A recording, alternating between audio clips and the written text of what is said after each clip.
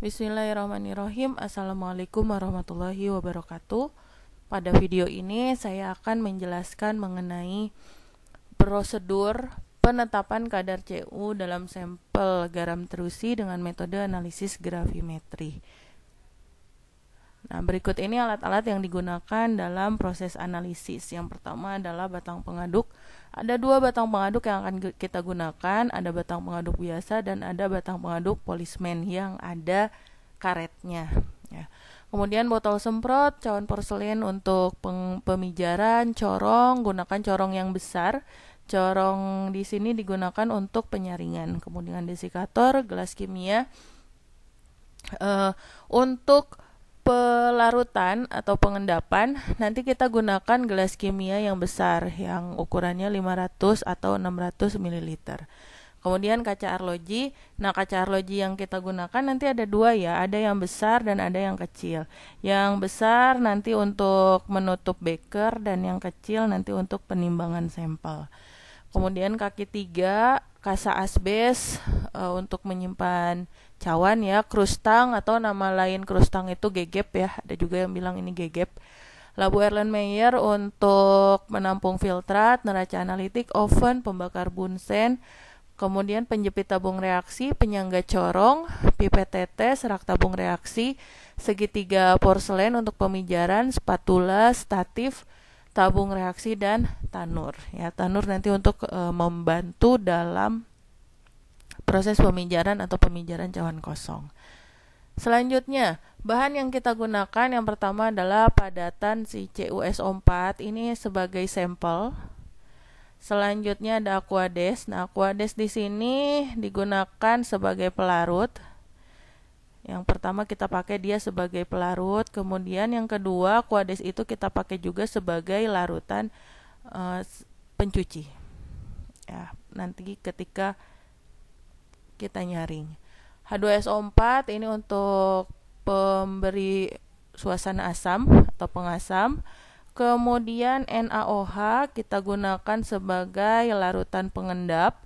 Ya, HCl ini kita gunakan nanti untuk regen pada saat uji pengotor.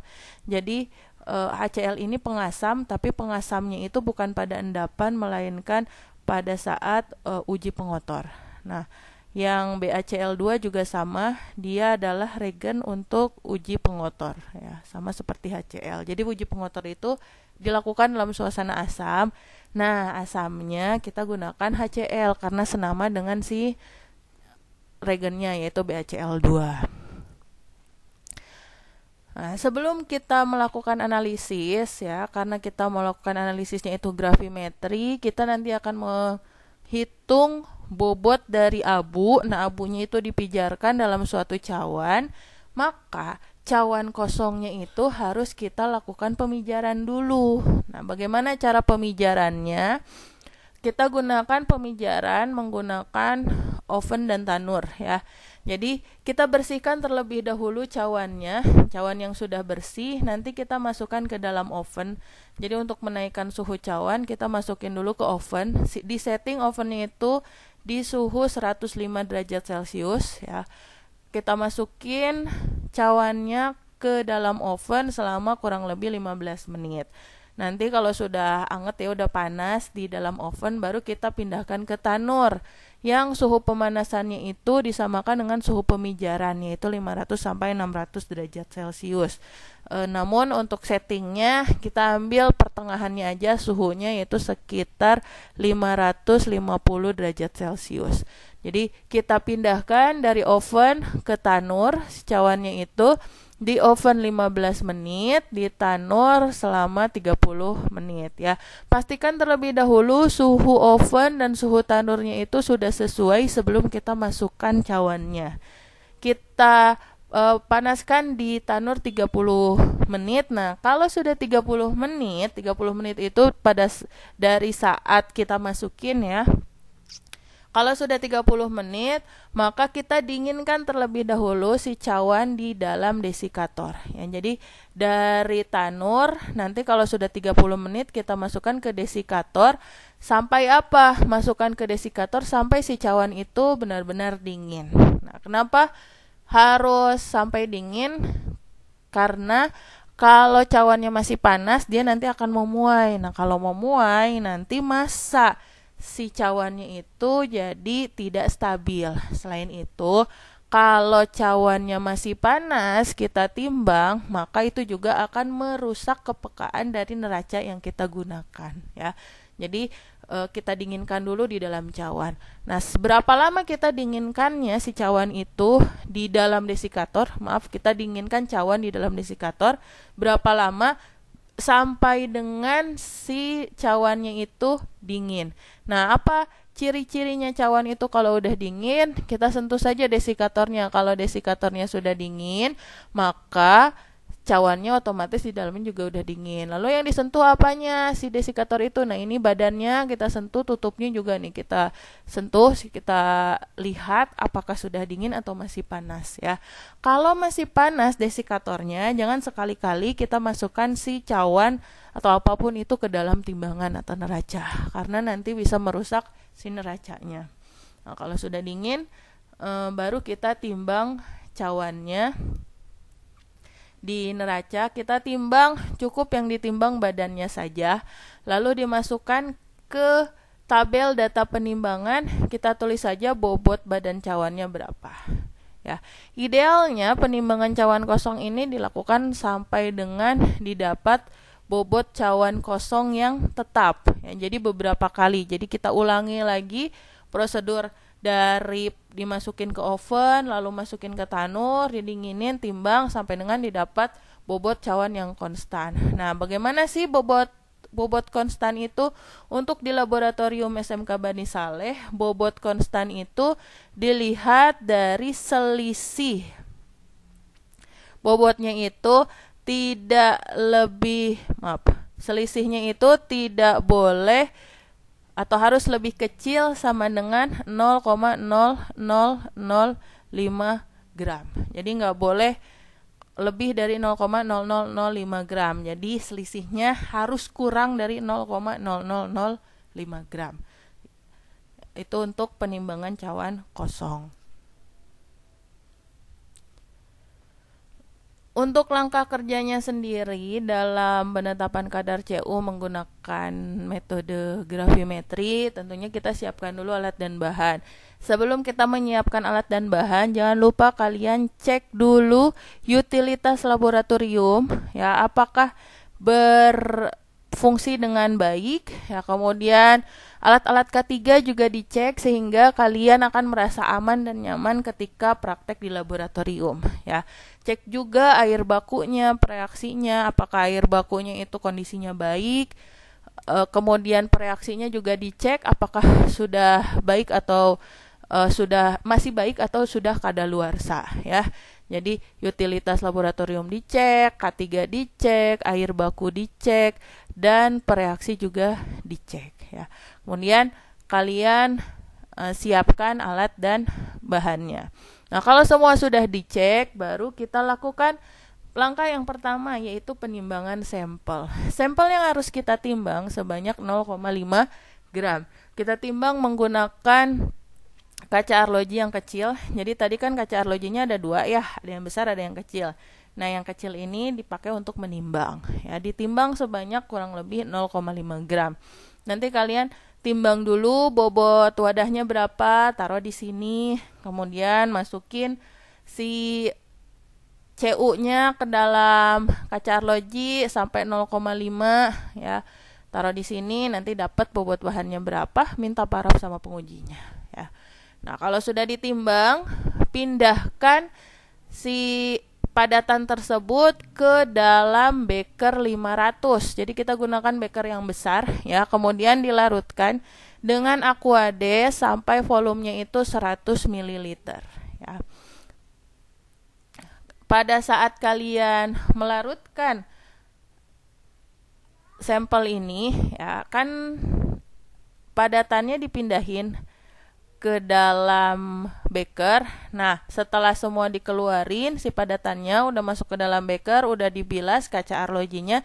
Jangan lupa si kaca arlojinya itu nanti disetorkan ke pembimbing atau penguji kalian untuk di ACC apakah kaca arlojinya benar-benar sudah bersih atau masih kotor. Jadi usahakan kaca arlojinya itu sudah bersih sehingga semua sampel CU itu sudah masuk ke dalam beker gelas ya. Nah, kalau sudah dilarutkan 100 ml seperti ini penampakannya. Jadi warna larutannya itu biru. Nah, ini agak keruh. Kenapa agak keruh? Karena tadi ketika kita melarutkan CuSO4 5H2O, sebenarnya si larutan tersebut langsung terhidrolisis menjadi CuOH 2 kali. Nah, supaya CuOH-nya itu tidak terbentuk, maka kita harus menambahkan asam. Jadi setelah dilarutkan, kita tambahkan 3 tetes H2SO4. Berapa banyak sih kita tambahin H2SO4-nya? Ya kalau secara defaultnya sih 3 tetes, tapi kalau 3 tetes si larutannya ini masih keruh, maka teruskan penambahan si asam sulfat ini sampai larutannya menjadi biru jernih ya.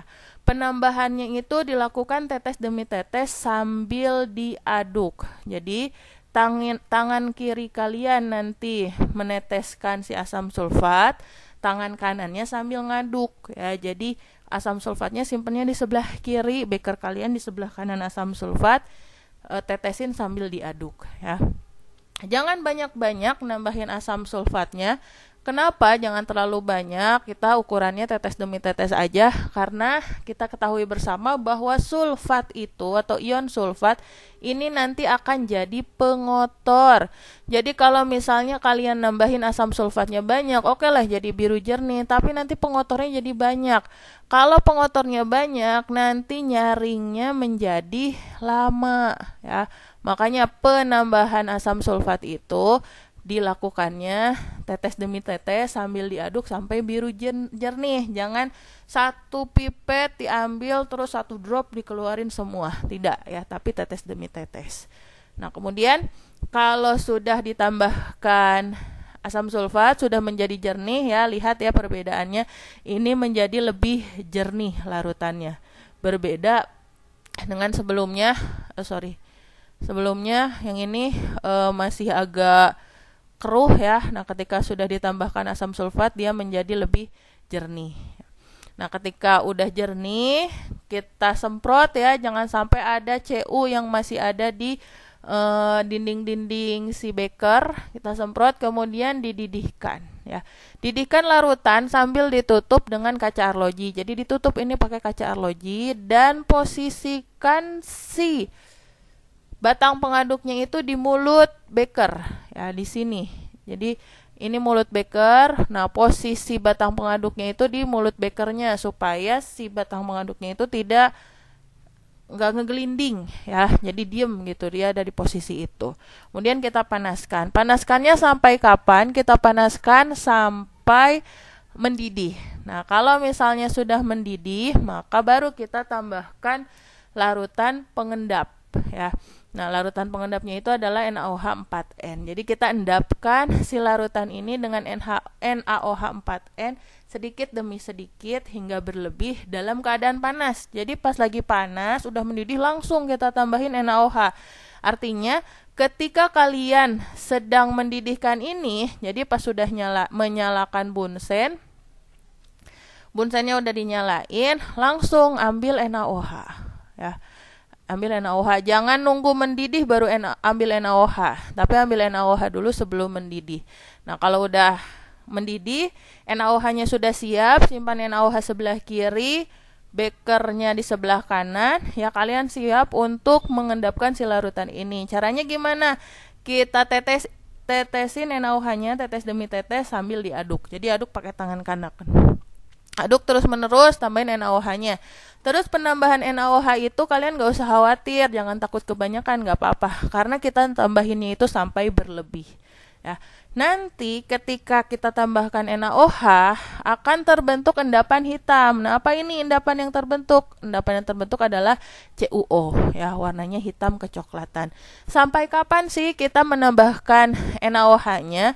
Tambahkan NaOH sampai si larutannya ini berwarna hitam, atau ketika ditambahin lagi warna hitamnya nggak berubah lagi ya. Jadi penambahan NaOH-nya itu kita nggak ada takarannya gitu berapa banyak, intinya sampai mengendap semua. Nah, ciri-ciri dia udah mengendap semua itu adalah kalau pas ditambahin lagi NaOH warnanya itu tidak berubah lagi ya, seperti itu. Nah, kemudian kalau sudah selesai penambahan NaOH-nya sampai tidak berubah lagi warnanya jadi hitam agak pekat, lalu kita diamkan sampai terbentuk dua fase. Nah, seperti ini. Jadi ada fase padatan, ini padatannya, kemudian ada fase cairannya. Ya, ada fase cairan. Nah, kalau sudah terbentuk dua fase, kita lakukan uji pengendapan sempurna. Kita lakukan uji pengendapan sempurna dengan cara meneteskan NaOH ke dinding bekernya di 4 titik. Jadi titik yang pertama di sini di depan. Sini kita tetesin ke sini, jadi nanti pipet tetesnya itu nempel di dinding beker. Kemudian di titik sebelah sini, agak dekat ya ke larutannya. Jangan ditetesin di tengah-tengah, karena kalau ditetesin di tengah-tengah nanti ambiar. Ya, larutannya sama endapannya ini nanti kecampur lagi, kelihatan. Kemudian ketika uji pengendapan sempurna, kalian amati nih di larutannya ini terbentuk lagi endapan atau enggak. Ciri-ciri terbentuk endapan ketika ditambahin NaOH, ketika dimasukin NaOH, ditetesin NaOH di sini, kalau ada terbentuk endapan hitam yang turun ke sini berarti pengendapannya belum sempurna. Kita endapin lagi sambil dipanasin. Tapi kalau misalnya ketika kita tetesin NaOH dia cuman ada cairan doang yang kelihatan, berarti pengendapannya sudah selesai, sudah sempurna. Nah, kalau pengendapannya sudah sempurna, maka kita sudah siap atau sudah bisa si larutannya itu untuk disaring ya. Kita siapkan set alat untuk penyaringan. Nah, untuk penyaringannya seperti ini. Kita siapkan statif. Nah, ini ada penyangga corong, ini penyangga corong. Posisikan corongnya di sini. Sebelumnya isi dulu corongnya itu dengan kertas saring. Kertas saring yang kita gunakan adalah kertas saring Wattmann nomor 41. Kenapa kita pakainya yang nomor 41? Sebenarnya bisa aja ya kita pakai nomor 40, tapi kadangkala dalam penetapan CU ini endapan yang kita hasilkan itu nggak baik ya, agak halus ya, atau nggak baik lah. Nah, kalau misalnya pakai yang 40 nanti bisa bocor karena pori-porinya terlalu besar. Nah, kalau misalnya pakai nomor 41 itu pas ya, pori-porinya lebih rapat. Terus kenapa nggak pakai nomor 42 yang lebih rapat lagi? Nah, kalau 42 itu kan endapannya agak kasar kalau pakai yang nomor 42. Jadi kalau yang nomor 42 itu terlalu rapat.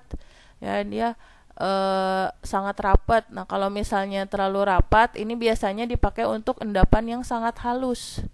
Sedangkan CU itu kan endapannya nggak begitu halus ya, agak kasar.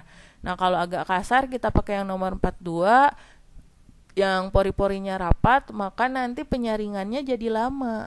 Ya, makanya kita nggak cocok juga kalau pakai yang nomor 42. Jadi kita gunakan kertas saring Wattmann yang nomor 41. Ketika penyaringan, nanti posisikan si tangkai Erlenmeyernya ini, ujung yang panjangnya, ini kan yang panjang, nempel di labu Erlenmeyer ya. Jadi si tangkai corongnya, harus nempel di leher Erlenmeyer. Supaya apa? Supaya nanti dia nggak netes ya. Jadi mengalir gitu penyaringannya. Nah, kalau mengalir nanti penyaringannya itu jadi lebih cepat. Kemudian ketika mau nyaring, posisikan bekernya ini dimiringin. Kenapa harus dimiringin? Supaya nanti endapannya itu terkumpul di satu titik gitu di sebelah sini. Kemudian lebih mudah juga nanti pada saat penyaringan. Nah, pada saat penyaringan nanti kita lakukan dengan cara didekantasi, artinya dienap tuangkan. Kita tunggu dulu dia menjadi dua fase ya. Ini kan larutan awal ya yang belum kita saring. Kita pisahkan dulu jadi dua fase, kemudian kalau sudah dua fase kita saring semua cairannya, langsung kita saring. Endapannya jangan disaring ya, jadi hati-hati, kita saring pelan-pelan sampai si cairannya itu habis. Jadi cairan dari pelarutnya itu sampai dengan habis, sampai dengan hampir habis. Ingat, endapannya jangan dulu dituang. Kemudian kalau misalnya udah disaring pelarutnya, lalu kita cuci ya. Nah, ketika dicuci kita tambahkan si endapan ini, kita tambahkan 50 ml, kira-kira 50 ml larutan pencuci. Nah, larutan pencucinya di sini kan Aquades.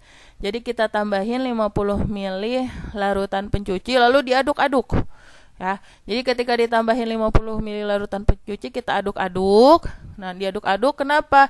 Karena kan supaya si pengotornya itu lepas ya. Jadi ketika ditambahin larutan pencuci itu jangan cuma didiemin, cuma ditambahin doang selesai, enggak. Tapi harus diaduk-aduk ya. Diaduk-aduk supaya tercuci gitu si pengotornya itu lepas dari endapannya. Nah, kemudian kalau misalnya sudah selesai diaduk-aduk ya, kira-kira 1 menit lah diaduk-aduk. Habis itu didiemin sampai terpisah jadi dua fase. Kalau udah terpisah jadi dua fase, kalian angkat batang pengaduknya pelan-pelan nih, kayak gini diangkat. Batang pengaduk posisinya lurus, batang pengaduk lurus. Kemudian dituang ya cairannya. Nah, ketika menuang ini harus nempel ya. Kenapa harus nempel? Supaya semua cairan atau zat yang ada di beker itu jatuh ke corong, nggak ada yang keluar dari beker nih, yang di sini keluar dari permukaan beker yang bagian luar. Jadi kalau misalnya ditempelin ke batang pengaduk, semuanya akan ngucur ke corong. Kalau misalnya nggak ditempelin ke batang pengaduk, nanti bisa ada cairan yang keluar. Mending kalau yang keluar cairan. Bagaimana kalau yang keluarnya itu endapan? Kita kan nggak boleh kehilangan endapan itu ya. Kita tuang cairannya sampai dengan hampir habis ya. Jadi kalau misalnya ketika nuang itu kita tuang terus aja. Kan yang dituang itu cairan. Jadi kalau cairan yang kita tuang, maka nanti si corongnya itu kan akan kesaringnya cepat. Ya, beda halnya kalau ada endapannya. Jadi karena yang disaring itu cuma cairan, ya udah terus-terusan aja. Tunggu diisi corongnya ini sampai 3/4 bagiannya. Jangan sampai penuh ya. Kira-kira dikosongin lah sekitar plus minus 1 cm lah atau 1 ruas jari dari bagian atas kertas saring itu yang harus kosong. Kita saring, kita tuang terus cairannya sampai hampir habis. Kalau sudah hampir habis, kita tambahin lagi larutan pencuci yang kedua. Berarti ini pencucian yang kedua. Kita aduk-aduk, terus kalau udah diaduk-aduk semprot, diamkan. Diamkan sampai terpisah jadi dua fase. Kalau udah terpisah jadi dua fase, kita saring cairannya aja ya. Saring cairannya, keluarin ke corong sampai cairannya hampir habis. Kemudian itu berarti pencucian yang kedua. Kalau udah pencucian kedua, lanjutkan ke pencucian yang ketiga dan seterusnya ya. 50 ml larutan pencuci tambahin lagi. Kalau sudah pencucian yang ketiga, saran saya di pencucian yang ketiga kalian lakukan uji bebas pengotor. Jadi di pencucian ketiga filtratnya diuji. Diuji apa? Uji bebas pengotor. Nah, bagaimana proses uji bebas pengotor itu? Jadi nanti filtratnya kita siapin 3 tabung reaksi. Filtratnya kita tampung di tabung reaksi, kemudian tabung reaksi kedua kita isi dengan Aquades. tabung reaksi yang ketiga kita isi dengan BaCl2. Nah, ketiga tabung reaksi ini lalu kita panaskan ya. Panaskan, kalian pegang di sini pakai penjepit tabung. Hati-hati karena ini panas ya. Jangan sampai penjepit tabungnya itu kebakar. Kita panaskan sampai kayak ada uapnya, ada letupan-letupan gitu. Kalau udah ada letupan, simpan. Kemudian lanjutkan ke yang kedua, lalu yang ketiga yang BaCl. Nah, kalau misalnya sudah dipanaskan, kita tambahkan masing-masing tabung reaksi yang berisi filtrat dengan Aquades itu dengan HCl kira-kira 1 mili. Oh iya, pastikan ya ketinggian filtrat dan Aquades di sini ini ketinggiannya harus sama. Terus jangan terlalu banyak. Ya kira-kira seperempat dari ketinggian tabung reaksi, atau biar gampang kira-kira setinggi 1 ruas jari kita ya.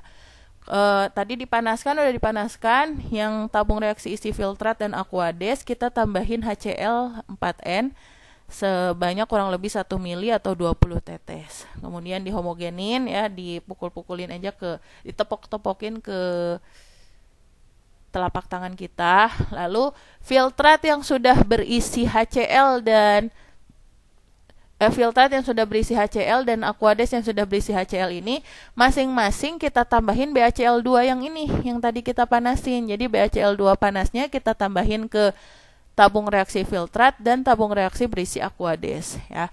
Dihomogenkan lalu dibandingkan. Kalau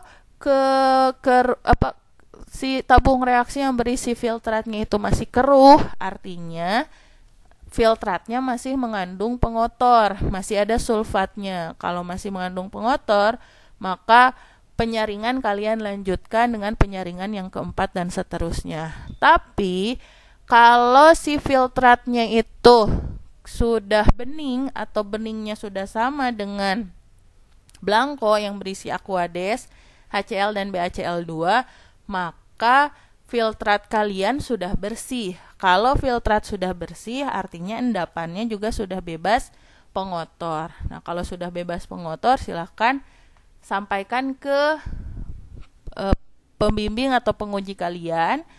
Lalu dituang semua larutannya atau endapannya ke dalam kertas saring ya. Jadi kalau misalnya sudah bersih, baru kalian laporkan ke pembimbing atau penguji kalian. Kalau masih kotor, jangan dilaporkan, lanjutkan saja pencuciannya. Nah, kalau sudah bersih, maka nanti si bekernya ini kalian homogenkan kalau sudah bersih. Supaya apa? Semua endapannya itu tersaring semua. Semua endapannya itu masuk ke corong ya. Jadi dihomogenkan kalau udah bersih. Kemudian kalau misalnya sudah bersih, endapannya sudah masuk ke corong semua, batang pengaduknya ini dicuci atau dibilas dengan Aquades, dibilas kemudian dicuci atau dibersihkan dengan polismen ya. Jadi kalian ambil polismen untuk membersihkan si batang pengaduknya. Kalau batang pengaduknya sudah bersih, silakan kalian simpan. Jangan lupa ACC dulu. Lalu kalau batang pengaduknya sudah bersih, bekernya juga kalian bersihkan dengan polismen. Bagian dinding beker, kemudian di bagian mulut beker itu harus kalian bersihkan dengan polismen sampai tidak ada CU yang tersisa ya. Kalau sudah bersih ACC, kemudian kalau sudah di ACC, silakan kalian keringkan endapannya, keringkan corongnya ya. Nah, corong yang sudah bersih ini kita masukin ke oven.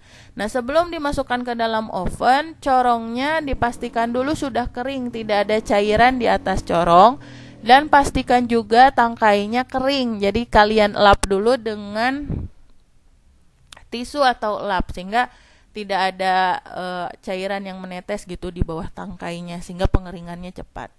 Nah, kita masukin corong ke dalam oven. Jangan lupa corongnya itu diberi tanda ya, dikasih nama, tandai, kasih nama kalian ya. Masukin ke oven sampai dengan setengah kering, kira-kira sekitar 10 menit.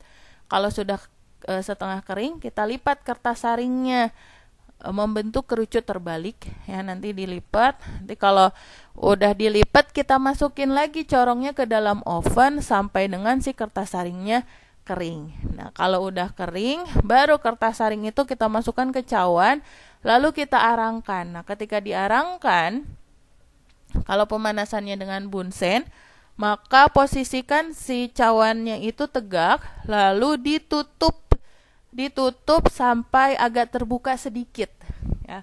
Agak terbuka sedikit, kalau misalnya nanti keluar asap, maka lubangnya ditutupnya lebih rapat lagi. Tapi jangan sampai ditutup rapat karena khawatir nanti susah dibuka.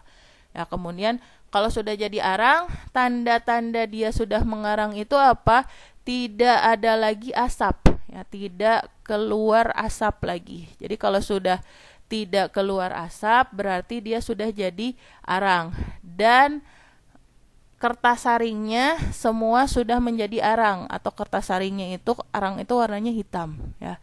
Kertas saringnya itu sudah jadi hitam. Nah, kalau udah jadi hitam, silahkan dimiringkan supaya jelaga yang ada di cawannya ini lebih cepat bersih ya, sampai si cawannya bersih dan sampai endapannya menjadi abu. Ciri-cirinya si endapannya itu sudah membara. Jadi kalau endapannya udah membara, berarti dia sudah menjadi abu. Nah, kalau sudah menjadi abu, kemudian cawannya juga sudah bersih, maka kita bisa dinginkan si cawan yang berisi abu itu ya. Ada kalanya cawan ini ada sedikit kotor, tapi kalau dipijarkan dengan bunsen malah tambah hitam atau susah bersihnya. Maka alternatifnya bisa kalian masukkan cawan tersebut ke dalam tanur ya, ditunggu beberapa saat sampai dengan cawannya itu jadi bersih ya. Jadi yang tersisa dalam cawan hanya boleh ada abunya aja. Nah, kalau sudah bersih cawannya, endapannya sudah jadi abu semua, lalu kita dinginkan cawannya. Cawan yang berisi abu ini kita dinginkan di dalam desikator sampai sama ya, seperti tadi, sampai dengan si cawannya itu dingin. Ciri-cirinya kalau desikatornya sudah dingin, maka cawannya isinya juga sudah dingin. Nah, hati-hati ketika kalian memasukkan cawan ke dalam desikator. Jadi di desikator ini kan biasanya diberi Vaseline ya, di bagian tutup di sini tuh ada Vaseline-nya. Nah, hati-hati ketika kalian buka, kalian masukkan cawan itu ke dalam desikator, jangan sampai cawan menyentuh Vaseline yang ada di dalam desikator. Kenapa? Karena kalau cawannya menyentuh Vaseline yang ada di desikator, nanti dia akan menambah bobot dari si cawan ini, sehingga persen kesalahan kalian jadi lebih besar ya. Kemudian ketika kalian memijarkan, cukup yang dimasukkan ke dalam desikator itu badan cawannya saja. Kalau tutupnya masih kotor, tidak apa-apa, silahkan kalian bersihkan saja atau lanjutkan pemijarannya untuk membersihkan si tutup cawan ya. Jadi ketika pemijaran kita fokusnya itu ke badan cawannya. Nah, kalau udah dimasukin desikator, sudah dingin, kita timbang abunya. Kemudian dicatat ya di tabel penimbangan, lalu ulangi lagi pemijaran sampai diperoleh bobot abu tetap. Gimana tadi bobot abu tetap itu selisihnya itu lebih kecil dari 0,005 gram ya. Jadi ketika pemijaran kedua dan seterusnya, idealnya bobotnya itu berkurang ya, karena kan ada pemanasan ya. Kalau bertambah bisa jadi pemijarannya kurang tepat atau ada kotoran yang menempel, sehingga yang bagus itu bobotnya berkurang. Kalau misalnya bobotnya nambah, maka nanti kalian ambil bobot abu yang paling kecil ya. Nanti data penimbangan abunya silakan kalian catat di tabel penimbangan ya. Nanti kalau penimbangan pertama catat di sini. Kemudian bobot badan cawan ini diambil dari data penimbangan cawan kosong yang sebelumnya. Jadi kalau bobot cawan dan abu sudah kalian peroleh, maka kalian akan dapat memperoleh bobot abunya berapa. Jangan lupa minta ACC atau paraf ke pembimbing atau penguji. Nah, kalau kalian sudah mendapatkan bobot abu, maka kegiatan analisis sudah selesai. Data tersebut bisa kalian hitung untuk mendapatkan kadar ya. Oke, demikian penjelasan saya mengenai prosedur penetapan CO dengan metode gravimetri. Semoga bisa dipahami. Jika ada yang masih bingung, silakan kalian tanyakan saja. Terima kasih. Assalamualaikum warahmatullahi wabarakatuh.